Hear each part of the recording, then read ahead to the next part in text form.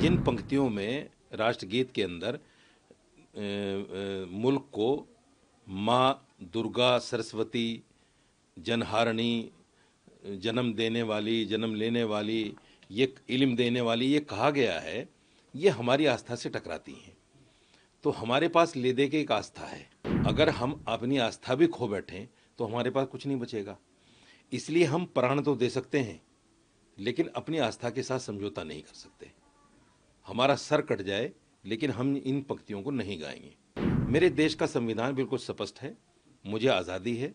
अगर कोई हम पर थोपने की कोशिश करेगा तो हम इतनी आसानी के साथ उसको बर्दाश्त करने वाले नहीं हैं, जैसे हमने बाबरी मस्जिद के फैसले को बर्दाश्त कर लिया, क्योंकि ये हमारी आस्था का मामला है। 28 जनवरी में एक फरमान पारित हुआ है गृह मंत्रालय की तरफ से कि तमाम सरकारी जगहों पर इसको गाया जाएगा, इसके सम्मान में सबको खड़ा होना पड़ेगा।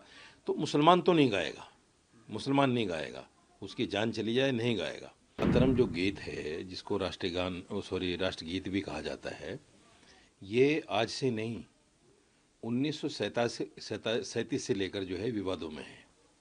1937 में मौलाना अबुल कलाम आज़ाद, हुसैन अहमद मदनी, हसरत मोहानी वगैरह जो उस वक्त के बड़े आलिम थे, उन्होंने कांग्रेस को लिख कर दिया था बाकायदा कि इसमें कुछ पंक्तियां ऐसी हैं जो हमारी आस्था के साथ टकराती हैं।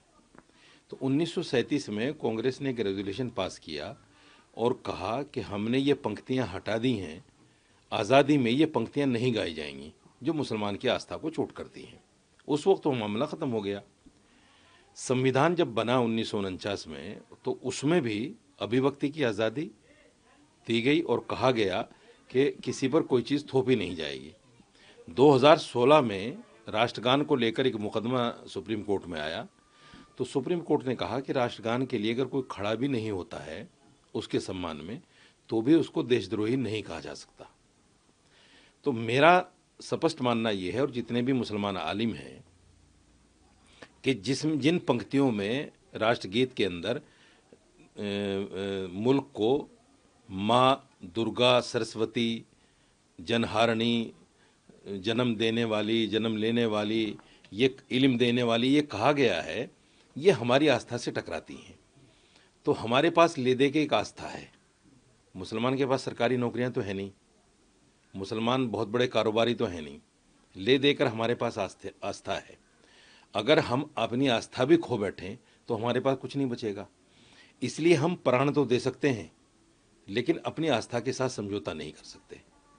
हमारा सर कट जाए लेकिन हम इन पंक्तियों को नहीं गाएंगे।